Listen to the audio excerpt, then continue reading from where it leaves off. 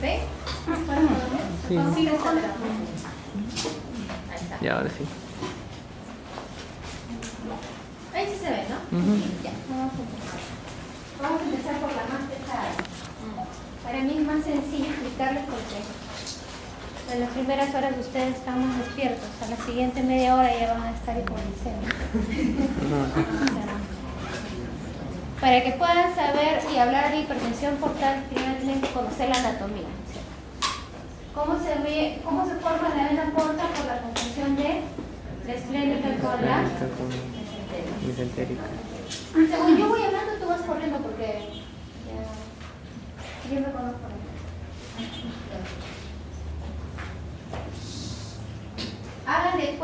Hagan de cuenta que todo lo que son los vasos en realidad es como si fueran tubos y canelas, ¿no es cierto? Vamos a aplicar física acá. Entonces, para que nosotros podamos ver si hay hipertensión o no, tenemos primero que saber cómo vamos a hallar la presión. La presión va a ser igual a ¿qué? A flujo por resistencia. Como la resistencia es difícil de medirla, la hallamos a través de otra fórmula. Ahí está. La hallamos a través de otra fórmula. La constante 8 por n por la longitud del vaso sobre el radio a la par. Entonces, a mayor radio, menor resistencia, ¿cierto? Entonces, para nosotros es difícil medir en realidad la resistencia. Lo hallamos a través de esta fórmula. Siguiente. Entonces, si nosotros tenemos que presión es igual a flujo por resistencia, ustedes se dan cuenta que en realidad todos son directamente proporcionales, ¿no es cierto? Si aumenta resistencia, aumenta presión. Si aumenta flujo, aumenta presión. Entonces, vamos a tocar primero si aumenta la resistencia. Entonces, si se dan cuenta, todo está en función del vaso, del radio del vaso.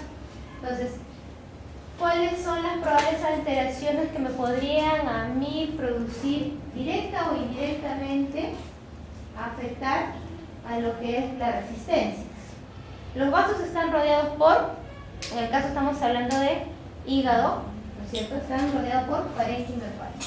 Entonces, todo lo que limite la expansión del vaso, la correcta circulación que me va a aumentar o disminuir la resistencia, afectando parénquima hepático, es lo que yo puedo decir que va a producir un aumento o disminución de la resistencia. Si yo tengo que el parénquima hepático se pone muy duro, muy rígido,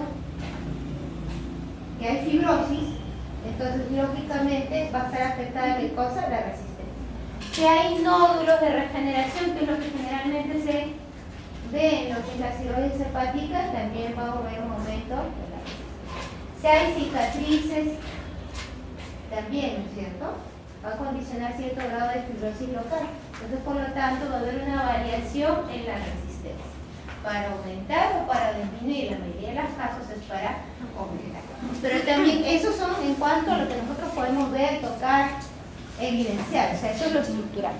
Pero también hay alteraciones de tipo funcional. En lo que es funcional, nosotros vamos a estar básicamente ligados con los que son las sustancias vasoactivas, ¿no es cierto?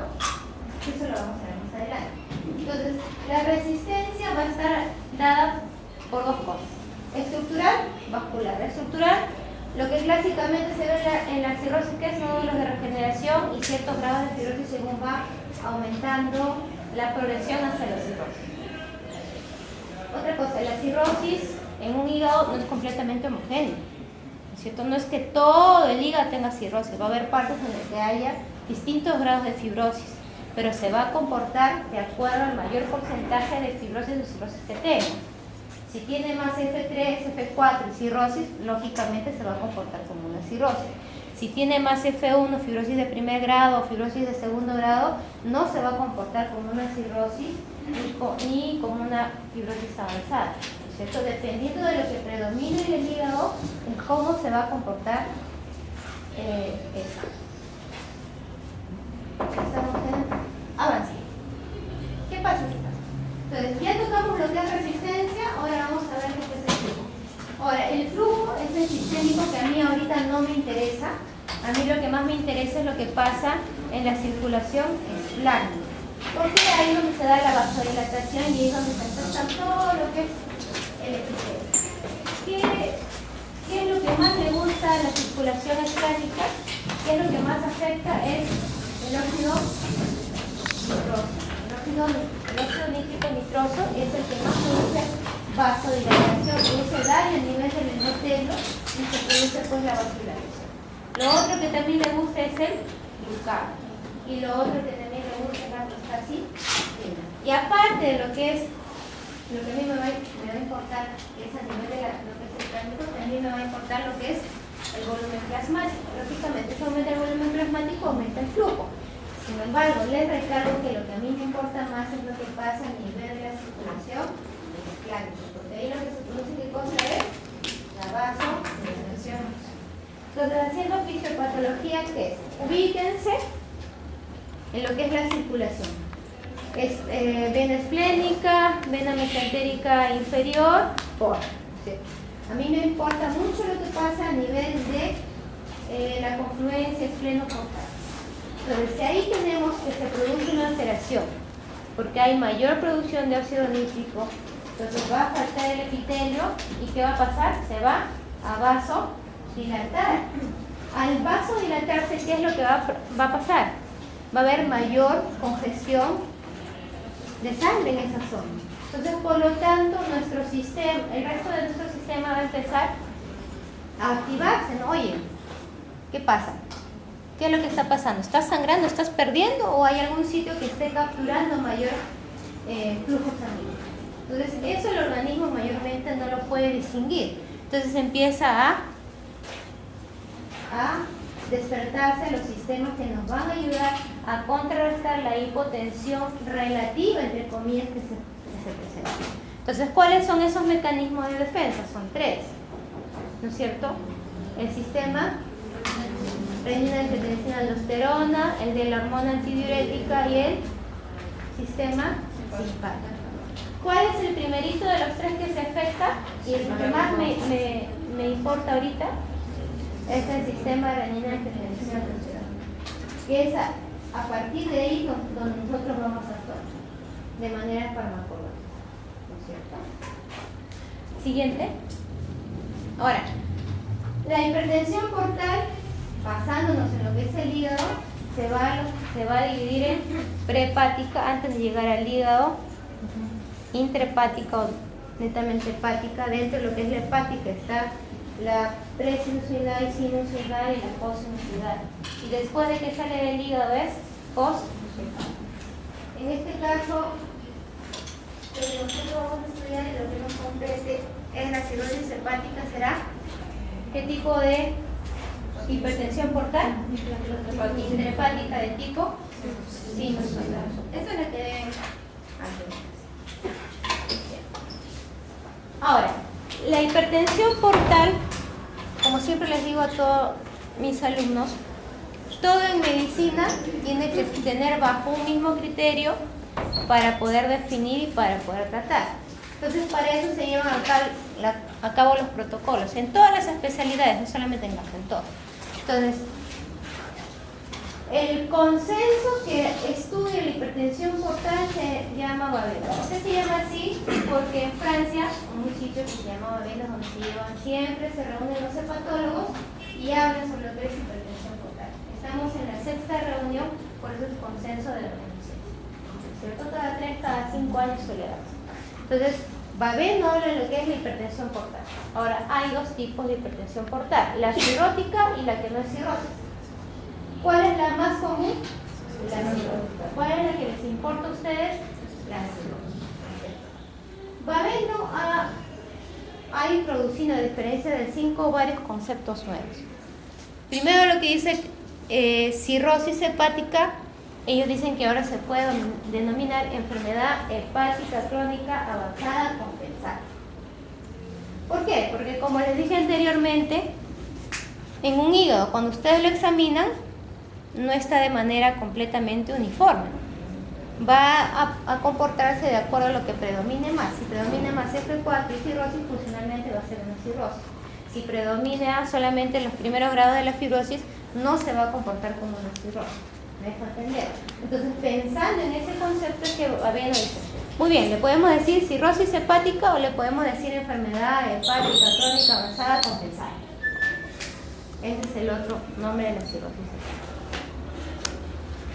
Antes, para nosotros poder decir que un paciente se comportaba como una cirrosis hepática, teníamos que hacerle la biopsia. Entonces, ahora lo que va Aveno introduciendo son los métodos indirectos para medir este tipo de patología, que vaya desde fibrosis hasta cirrosis. Entonces, ¿qué es lo nuevo que he introducido? La elastografía o el FibroScan. Eso es lo nuevo que he introducido. ¿Qué es lo que hace? Es un aparatito similar a un ecógrafo que lo que más me va a medir es la rigidez hepática. Entonces, como les dije, la fibrosis va en 4 grados. 1, 2, 3, 4. Siendo la 4 y la 1 la que más fácil se puede captar por la elastografía. La dificultad es en los intermedios F2, F3 y el 5.º grado que es la cirrosis. Entonces, cuando yo uso el FibroScan, yo voy a medir esa rigidez en lo que son kilopascales. Es con lo que yo voy a medir. Me va a dar una medida en kilopascales. Entonces, como es los 101 de ustedes, pongo el aparatito, tengo que tomar mínimo 10 medidas y del promedio de esas 10 medidas me va a arrojar un número de kilopascales. Entonces, si yo tengo un paciente que viene a mi consulta y me dice, doctora, yo tengo hígado graso y quiero saber si voy a desarrollar cirrosis, porque eso es lo común en la consulta. Entonces, bueno, dice esteatosis hepática de 2.º grado. Muy bien. Lo que yo tengo que ver es realmente si hay algún tipo de afectación estructural en el hígado. Entonces, si antes de usar yo las medidas invasivas, que después las voy a mencionar, voy a preferir las medidas no invasivas. ¿Sí? Entonces lo mando. Si a mí me sale... Avance. Si a mí me sale que una medida que es menos de 10 kilopascales y no tiene ningún tipo de antecedente, no tiene síntomas, así mi ecografía diga que tenga un hígado graso, no tiene sospecha de cirrosis hepática o enfermedad hepática crónica avanzada compensada, ¿cierto? Si yo a otro paciente que me viene por la misma consulta le hago el FibroScan y me sale que la medida se encuentra entre 10 y 15, entonces yo puedo 15 kilopascales. Entonces yo pensaría que es altamente sospechoso. Si me viene otro paciente con la misma ecografía y le mando a hacer el FibroScan y me sale que está más de 15 kilopascales, entonces ese paciente es altamente sugestivo de que pueda tener una enfermedad hepática crónica avanzada compensada. Entonces, ¿qué es lo que haré yo con ese paciente? Tengo que pasar yo a confirmarlo, ¿no? Porque tengo una alta sospecha de que puede ser, pero tengo que confirmarlo. Entonces, lo que Aveno dice es que podemos hacer 4 intervenciones. Podemos hacerle la biopsia, podemos hacerle una endoscopía alta en la cual me verifique la presencia de las varices esofágicas. Podemos hacer la medida de la gradiente de presión venosa hepática y podemos, sacándole una biopsia, medir la cantidad de colágeno que hay. A mayor cantidad de colágeno, mayor fibrosis, mayor cirrosis. ¿Cuál es la más sensible y la más específica? Lógicamente, la biopsia, ¿no es cierto? La biopsia. Le sigue la gradiente de presión venosa hepática y las otras dos ya es indistinto. ¿Qué es lo que preferimos nosotros? Lógicamente hacer la biopsia. La biopsia hay 2 maneras de hacerla. Hay la manera laparoscópica con una agujita muy pequeña que nos va a salir un fragmento de tejido que es muy pequeño. La aguja mide solamente 2 centímetros mide 5 centímetros de largo más el capuchón para disparar y de ancho solamente es 1 centímetro. Entonces yo requiero que el tamaño de mi muestra de vía transhepática percutánea que mínimo mida 2 centímetros de largo y de ancho mida 1. ¿Y qué es lo que me dice la patóloga? La patóloga me dice ya, muy bien, en ese pedacito tiene que haber mínimo 8 espacios cortos para que yo te pueda decir qué es lo que tiene tu paciente. Entonces, ¿cuál es el problema a la hora de tomarle biopsia? Que muchas veces como es larga y es muy fina, se puede romper. Al romperse esa muestra, se altera la lectura del patólogo. Entonces, ¿Qué es lo que yo por lo menos hago con mis pacientes? Yo les mando biopsia laparoscópica. Entonces lo que yo ya he comentado con mis alumnos es que esa biopsia laparoscópica me da la descripción de cómo encuentro la circulación dentro del hígado, perihepático, cómo está el hígado, cuál es el tamaño, cómo son los bordes, cómo es la superficie, qué color hay. Y dependiendo de lo que encuentren, ellos pueden dirigir la biopsia. Y obviamente que el tamaño de la biopsia va a ser una cuña mucho más grande que uno de 2 centímetros de largo por uno de ancho, ¿no es cierto? ¿Tiene mayor riesgo? Sí, porque la biopsia laparoscópica, ¿quién la hace? La hace el cirujano, supervisada por anestesiología, entonces va a necesitar sedación, ¿no es cierto? Entonces, ¿tiene más riesgo? Sí. La ventaja es que puedo tener mayor cantidad de tejido para que el patólogo lo pueda observar y voy a tener la descripción de todo lo que el cirujano puede ver. ¿Es mejor? Sí. Entonces la biopsia laparoscópica versus la percutánea, sensibilidad y especificidad, 90% es para la laparoscópica versus para la percutánea. La percutánea la puede hacer el gastroenterólogo o lo puede hacer el radiólogo intervencionista. Lo que se prefiere y los estudios que salen siempre es laparoscópica. Ahora, antes de pasar a esto, ¿qué es la gradiente de presión venosa hepática? Y eso es lo que no se me ha pasado, según me pido hablar. Baveno dice de que nosotros podemos decir cuál es exactamente la medida, cuánto es lo que tiene cada persona de presión portal. La presión portal normal que todos tenemos es hasta 5 milímetros de mercurio, no de agua, de mercurio. Y lean bien, porque cuando les pongo las alternativas, a veces le pongo otro agua y siempre sí marcan agua. Es de mercurio. Tienen que leer bien las cosas. Entonces, entre 5 y 10 es una hipertensión portal subclínica. Más de 10 es una hipertensión portal clínicamente significativa. ¿Por qué dicen clínicamente significativa? Porque en los 10 empiezo a ver yo las complicaciones. ¿Cuáles son esas complicaciones? La formación de varices, que lo puede evidenciar por endoscopía, y también ya empieza a producirse un cierto grado de ascitis. En los 12 milímetros de mercurio, lo que se va a evidenciar siempre es el sangrado. Y a los 20 es prácticamente un sangrado fulminante y también ascitis pues, de tipo de mayor grado. Eso es lo que me dice Baveno. Muy bien, tú puedes medirlo, ¿no es cierto? Y de acuerdo a los valores tú vas a establecer si tienes o no tienes. Y si la tienes es clínicamente significativa o es subclínica. Entonces, ¿cómo te dice Baveno que lo puedes hacer? Lo puedes hacer a través de radiología intervencionista, entras por la femoral y lo mides tal cual. ¿Cuál es el inconveniente de hacer la medición a un paciente que tiene sus riesgos, ¿no es cierto? Necesitas del radiólogo, necesitas del anestesiólogo y sí tienes sus riesgos. ¿Me sirve en algo a mí la gradiente de presión venosa hepática? Sí. ¿En qué me sirve? Anterior. En que yo puedo establecer si mi paciente ya está sometido a un tratamiento para hipertensión portal y yo le estoy dando beta bloqueantes como el propanolol, si yo le mido antes de recibir el tratamiento voy a evidenciar un cierto grado de presión portal, ¿cierto? Pongámoslo en 12 o 15. Y después del tratamiento yo le mido, entonces yo tendré que evidenciar que haya bajado 12 milímetros de mercurio o que haya disminuido el 20%, ¿no es cierto? Para eso me sirve la presión.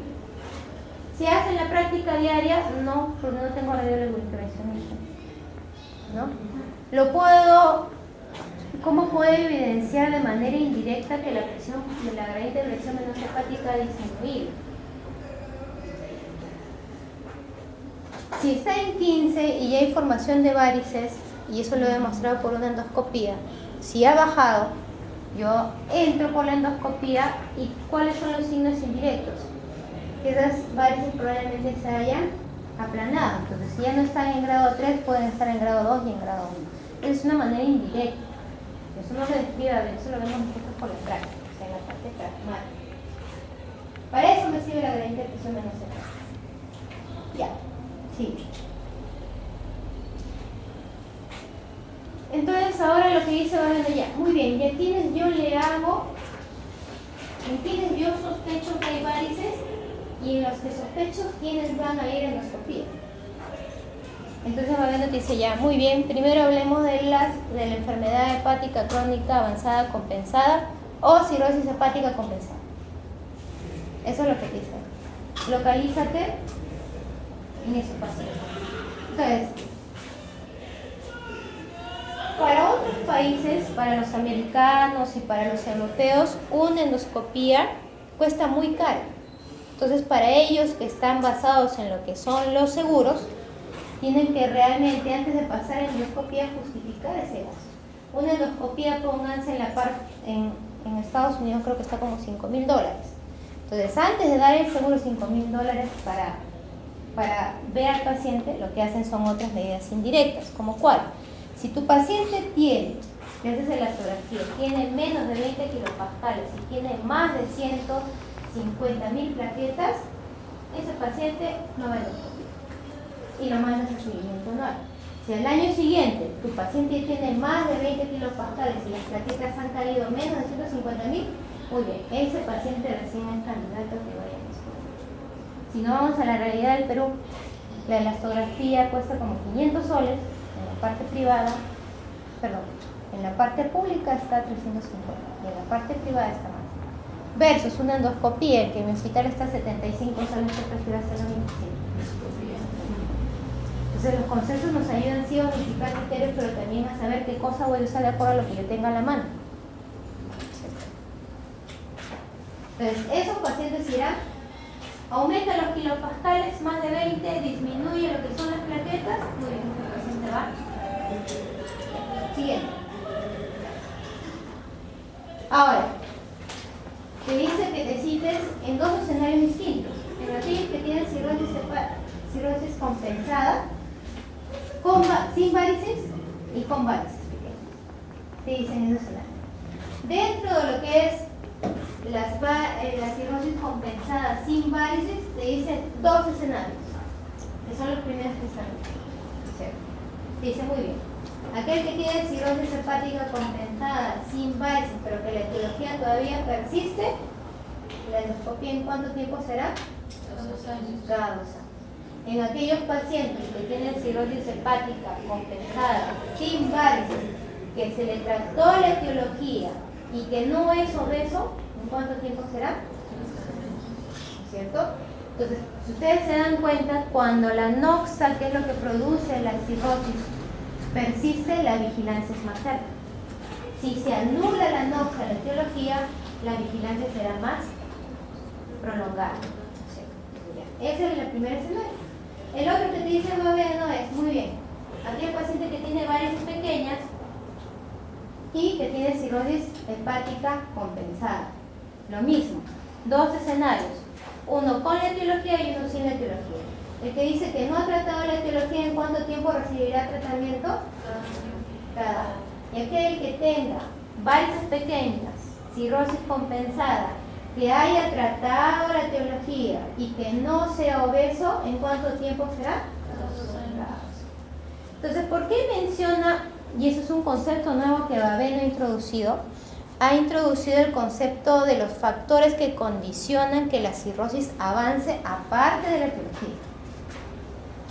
Uno de ellos es la obesidad y el otro es la desnutrición. Entonces, ¿qué pasa con los pacientes que son obesos? En los pacientes que son obesos, ellos suelen hacer una hepatitis por grasa, en términos sencillos para que ustedes me entiendan. Es lo que se llama, en siglas, el NASH, ¿no es cierto? Entonces, un obeso per se siempre hace NASH. Si aparte tiene hepatitis B o aparte es alcohólico, pues entonces esa cirrosis va a seguir avanzando. Entonces, ¿qué es lo que dice Babeno? Que la obesidad debe de combatirse. ¿Cómo se debe luchar contra la obesidad? La primera medida es pues limitar la ingesta de grasas, de azúcares y harinas refinadas. Entonces, eso debe evitarse. ¿Y qué es lo que dice Babeno con esto respecto? Lo más importante antes de la alimentación de la ingesta es el ejercicio. Eso es lo que ahora está propugnando Babeno. El ejercicio que propone y que lo certifica que puede ayudar a anular la obesidad simplemente es la caminata. Caminata, empezando primero por 30 minutos, porque lógicamente estos pacientes son obesos, es muy difícil para ellos hacer ejercicio por las articulaciones y el peso y demás. Lo que te dice es primero caminata 30 minutos diario y después 1 hora todos los días de tu vida hasta que te mueras. Eso es lo que dice. Lo primero es la caminata. Y tienen que anular la noxa, porque esa es otra noxa que está, si tienes la etiología alcohólica o tienes la etiología viral, pues la obesidad es otro factor que te va a condicionar a que tu paciente siga siendo fibrosis grado 4, cirrosis y posteriormente llegar incluso hasta el hepatocarcinoma, ¿no? Porque una de las complicaciones de la cirrosis hepática de estos pacientes es que hagan en realidad el hepatocarcinoma. Eso es el riesgo. Entonces, eso con respecto a la obesidad. ¿Y qué también dice en cuanto a la desnutrición? Los pacientes cirróticos tienden a ser desnutridos. ¿Por qué? Porque estos, a diferencia de nosotros, que cuando nosotros empezamos a no ingerir alimentos o nuestra frecuencia de alimentos es un poco más larga, 8 o 10 horas, empezamos a consumir nosotros grasa. En ellos no. En ellos el problema que tienen es que empiezan a consumir músculo. Entonces, si consumen músculo, ¿qué es lo que pasa? Se produce una sarcopenia. Si hay sarcopenia, hay desnutrición, ¿no es cierto? Si hay desnutrición, ¿qué cosa se favorecerá? El edema a nivel de todo lo que es el tubo digestivo. Si hay edema a nivel de todo lo que es el tubo digestivo, ¿qué es lo que va a pasar? Translocación bacteriana. La translocación bacteriana, ¿qué cosa hay? Infecciones. Estos pacientes son inmunosuprimidos, más infecciones, ¿qué cosa hacen? Mortalidad elevada. Entonces, lo que dice la es que la desnutrición también debe ser combatida. ¿Cómo? En estos pacientes, nosotros tenemos un periodo de ayuno normalmente, cenamos pues 7, 8 de la noche y no desayunamos hasta el día siguiente, que prácticamente son ¿cuántas horas? Casi 12 horas. Entonces, en estos pacientes los periodos de ayuno prolongados no pueden producirse. ¿Por qué? Porque ellos empiezan a hacer sarcopenia. Entonces, ¿qué es lo que dicen? Ellos deben recibir un snack, una merienda pequeña, a las 10 de la noche. ¿Por qué a las 10 de la noche? Simplemente por estudio. Se ha visto que no mejoran a las 9, no mejoran a las 9:30, mejoran entre las 10 y las 11. Entonces, lo que ustedes tienen que indicar a sus pacientes es que coman un snack a esa hora. ¿Qué tipo de snack? Pues no les van a mandar papas fritas, ¿no? Les tienen que mandar cosas que los puedan ayudar a nutrirse. ¿Cómo qué? Una fruta. ¿Qué más?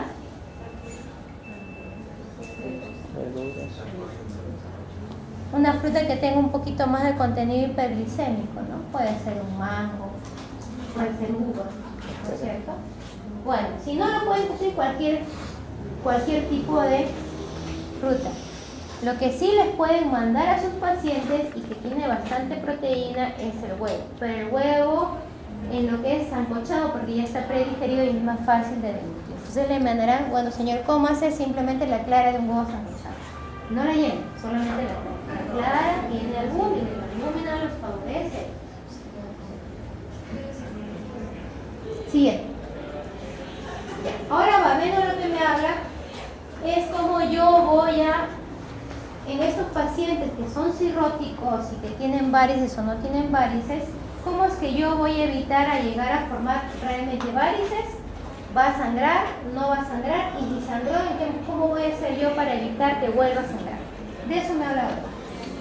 Entonces, lo que Babeno me dice primero es que yo no tengo ninguna medicación con la cual yo pueda evitar que se formen las varices. Pero sí me dice que en aquellos pacientes que tienen varices pequeñas, o sea, varices de primer grado, ya le tengo que iniciar beta bloqueador. Recuerden que el beta bloqueador lo que va a hacer es disminuir el flujo, pero las varices van a estar ahí, ¿no es cierto? Siguiente. En lo que son las varices medianas o grandes, ¿qué cosa me dice? Que también tengo que darle beta bloqueadores o le puedo realizar ligaduras. ¿Qué beta bloqueador es el que usamos generalmente? Es el propanolol. Y usamos también las ligaduras. Ahora, tienen que situarse en dos escenarios. Si el paciente no quiere ligarse, pues le darán beta bloqueador. Y si el paciente no quiere tomar beta bloqueador o no puede o tiene algún tipo de contraindicación, pues le dé la ligadura. Entonces, con el beta bloqueador lo que voy a ayudar es a disminuir el flujo, ¿no es cierto? Pero para obliterar esas varices yo necesito hacer la ligadura del lumbar. Al yo ligar, lo que estoy haciendo es obliterar un vaso, obliterar una varice. Eso es lo que estoy haciendo. Entonces, en realidad es un proceso combinado, ¿no es cierto? De endoligadura y el uso de beta bloqueadores. Ahora, el beta bloqueadores ustedes tienen que también estar vigilando a su paciente, ¿no? Si le dice que tiene mareo, que tiene lipotina, pues le está dando mucha dosis. ¿Cómo verificas si realmente la dosis de beta bloqueante que estás dando es la adecuada? Primero que disminuya de la frecuencia cardíaca, ¿cuánto? El 25%, ¿no es cierto? O lo puedes llevar hasta un mínimo de 55 latidos por minuto. Pero si ya se te pasó con la dosis, está en 50, oye, modifica tu dosis, ¿no? Tienes que modificarlo, porque menos de 50 está bradicárdico, ¿no? Y cuando hay bradicardia, ¿qué cosa es? Puede haber efectos. ¿Cómo qué? Lipotimias o cuando hay cambios bruscos muy ligeros de posición, muy rápidos. Entonces, tienen que modificar su dosis y ustedes tienen que saber en qué momento aumentan, en qué momento disminuyen. Ahora, no solamente se producen varices esofágicas, sino también pueden afectar el estómago. Las varices gástricas. Las varices gástricas, al ser más voluminosas, lo que producen es un sangrado más de tipo fulminante.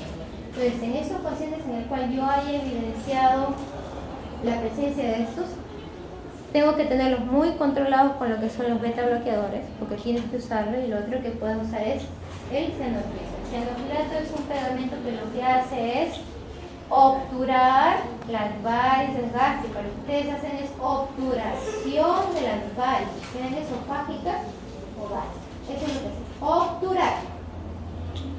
¿No? Ahora, ¿qué es el xenofleto? Es el lujo. Eso es lo que usamos nosotros. Siguiente. Ahora, pegamento, eso es lo que le ponemos. Entonces, pero lógicamente adecuado, pues para poder hacerlo líquido nosotros tenemos que disolverlo con el lipiodol, una sustancia especial, y con eso a través del equipo tenemos que hacerlo muy rápido porque si no muere el equipo también, ¿no? Solamente con eso, no es que inmediatamente lo puedo hacer, tengo que diluirlo y luego pasarlo muy rápido por el equipo. Entonces, Mabel, ahora ya, muy bien, usted empezó a formar varices. Esto es lo que usted puede hacer por sus pacientes que tengan varices pequeñas, medianas, grandes o gástricas, ¿no? Usa beta bloqueador o usa el endobloqueador en aquellos pacientes que no sangran. ¿Y qué hacen aquellos pacientes que sangran? ¿Cómo se maneja la hipertensión focal cuando ya ha sangrado? Cuando llega un paciente a la emergencia y ha sangrado, para que ustedes puedan sospechar que es varicial, tienen que buscar algún tipo de sospecha, ¿no? Que les diga que tenga antecedentes de cirrosis hepática o de varices, o que ustedes simplemente por examen clínico ustedes pueden determinar. Y en aquellos pacientes que tengan, que van a sospechar que probablemente sea cirrótico o que tenga una enfermedad hepática crónica avanzada compensada. Los estigmas hepáticos. ¿Cuáles son estigmas hepáticos? Ustedes desde el primer momento que viene tu paciente y tú lo observas, a ti ya te estoy mirando todo. Eso es ectoscopía. Eso es ectoscopía, lo que ustedes hacen con el paciente. Cómo entra, cómo mira, cómo saluda, los signos que pueda tener en lo que ustedes puedan observar. Eso es ectoscopía. Eso no es el chismoso, es el poquito de Entonces, ¿qué es lo que van ustedes a localizar por ectoscopía?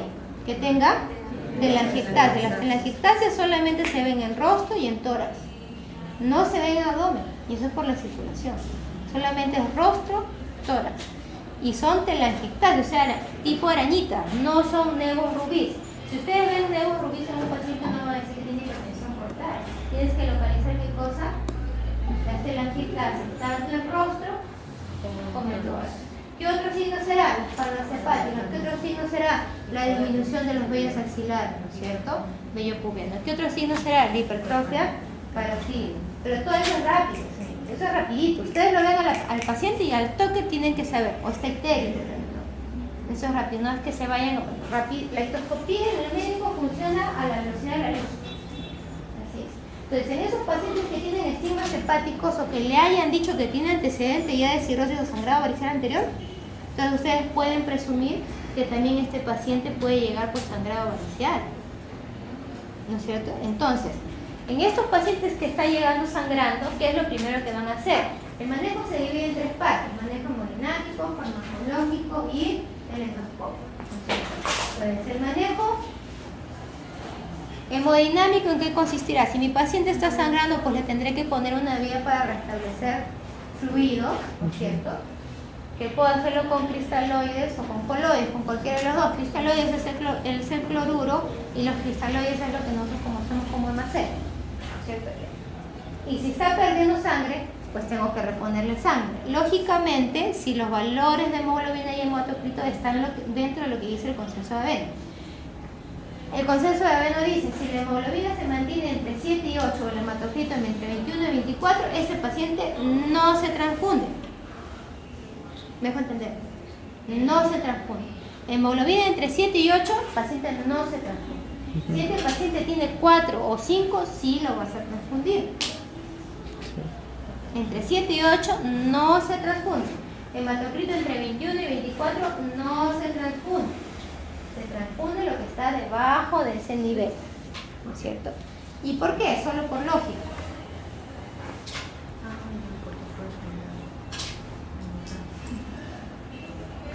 ¿Por qué? Solo es lógica. Si ustedes van a la fórmula. Incrementa el riesgo de sangrado nuevamente. ¿Cómo, doctor? Puede incrementar nuevamente el riesgo de sangrado. Claro, pero ¿por qué? Pues vayas a la fórmula. Presión es igual a flujo por resistencia, que es lo que usted está aumentando a la hora que está transfundiendo. El flujo. Entonces, a mayor flujo, la rotura de la varices se va a perpetuar, ¿no es cierto? Va a seguir sangrando. Solamente es lógico. Una vez que ustedes hayan hecho el manejo hemodinámico, recién pasan al manejo farmacológico. Y ese manejo farmacológico va a tener dos atenciones.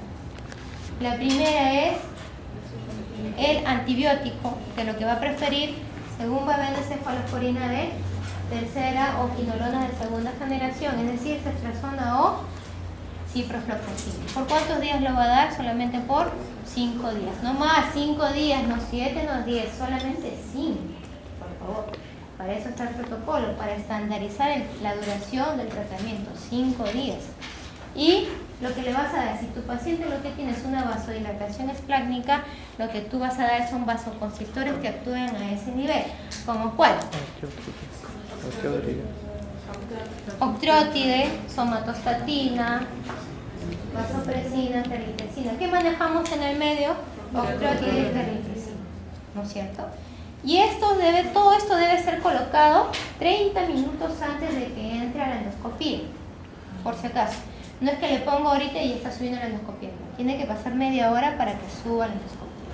Y en la endoscopía ya el gastroenterólogo se va a encargar de manejarlo. Y va a depender del escenario en el que se encuentre cuando entre con el endoscopio. Si es un sangrado fulminante a pesar de la medicación que le has puesto y ves solamente en lo que es la luz esofágica pura sangre, pues empezarás a inyectar, ¿no es cierto? ¿Con qué? Polidocanol. ¿Qué cosa es el polidocanol? Es un esclerosante que lo que tú estás tratando de hacer es una obliteración de vasos, pero a ciegas. A ciegas. Si muy por el contrario, en el otro escenario tú entras, ves las varices esofágicas, no ves luz dentro, no ves sangre dentro de la luz, entonces tú podrás decir en qué sitio voy a colocarme y voy a ligar, ¿no es cierto? Siempre se prefiere más la endoligadura a lo que es la escleroterapia. La escleroterapia tiene riesgo, sí, puede producir estenosis del sitio donde nosotros vamos a inyectar, se puede perforar, también la ligadura es mucho más segura, ¿no es cierto? Y después de nosotros haber ligado a nuestro paciente, ojo, lo que pues que tenemos que indicarle es si este paciente es cirrótico o tiene una enfermedad hepática crónica avanzada, entonces tiene riesgo de hacer sarcopenia, ¿no es cierto? Si ya pasó el cuadro agudo del sangrado y ya lo ligué, a este paciente empezaré, ¿qué cosa? A nutrirlo. ¿Y cómo lo nutro? Porque yo ahorita lo que he hecho es ligarlo, pónganse, ¿no? Al colocar la liga, lo que yo hago es isquemia, ¿no es cierto? Sobre el vaso, se produce isquemia, se produce necrosis, cae, ¿no es cierto? Entonces lo que yo quiero evitar es que él coma de manera... Tiene que bajar de peso, ¿no? De todo.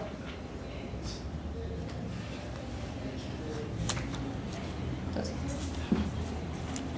lo que tú quieres evitar cuando le das la nutrición completa, la dieta completa, es que esa liga se desprenda antes del tiempo. El tiempo ideal para que se desprenda eso son 3 días.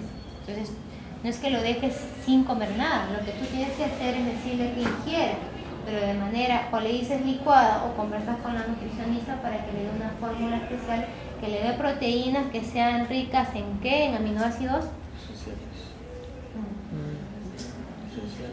de cadena ramificada. Eso es lo que a mí me va a importar, ¿no es cierto? Por eso le digo, los que han pasado visita conmigo, siempre le digo, ¿dónde está la nutricionista? Dame tal fórmula, contar a tal dosis de calorías, a tal dosis de proteínas, a tal dosis de potasio, a tal dosis de sodio.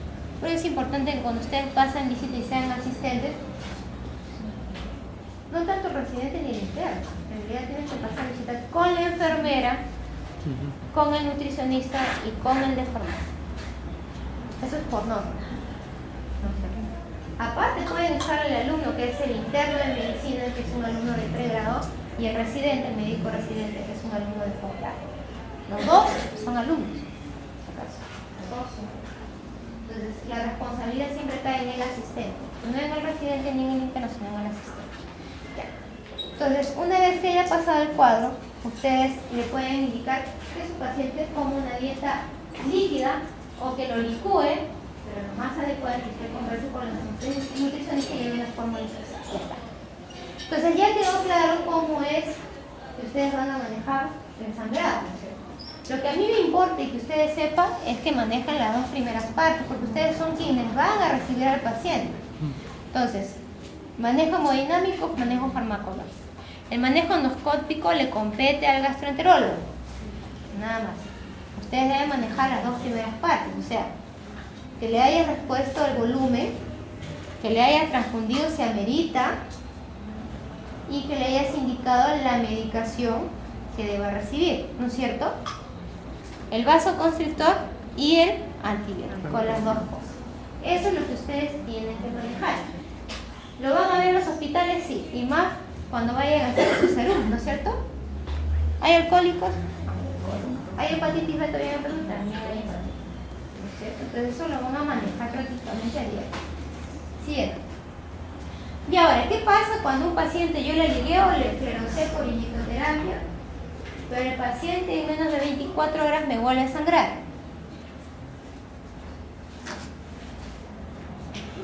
¿Lo mando a cirugía? ¿Lo mando a radiología? Le hago una segunda intervención por endoscopía. Si nuevamente, a pesar de que le he hecho el segundo second loop, yo le hago y vuelve a sangrar, entonces ese paciente tengo varias opciones. Tengo que usar las que yo tenga a la mano. Si tengo una sonda de Sengstake, usaré la sonda de Sengstake. Pero es un tratamiento puente hacia lo que es o el TIPS o la colocación de un stent recubierto o lo que es la cirugía. La cirugía, a pesar de que siempre la menciono Babeno, es muy poco usada. Lo que se hace es colocación de TIPS, que eso lo hace el radiólogo intervencionista, y la colocación de stent recubierto, que eso lo puede hacer el gastroenterólogo, ¿no es cierto? Esas son las 2 cosas nuevas que va a venir introduciendo, de Babeno 5 a Babeno 6. Siguiente. Esos son los stents, ¿no?, que se usa para lo que es la colocación de TIPS, que eso lo hace el radiólogo intervencionista, eso no lo hace el gastroenterólogo ni el cirujano, nadie. Siguiente. Ya. Entonces ya me dijo qué hago con aquellos que tienen varices que nunca han sangrado, ya me dijo qué hago con los que están sangrando, y ahora me dicen ya, muy bien, Este paciente tiene varices, sangró, ¿qué hace usted para que no vuelva a sangrar?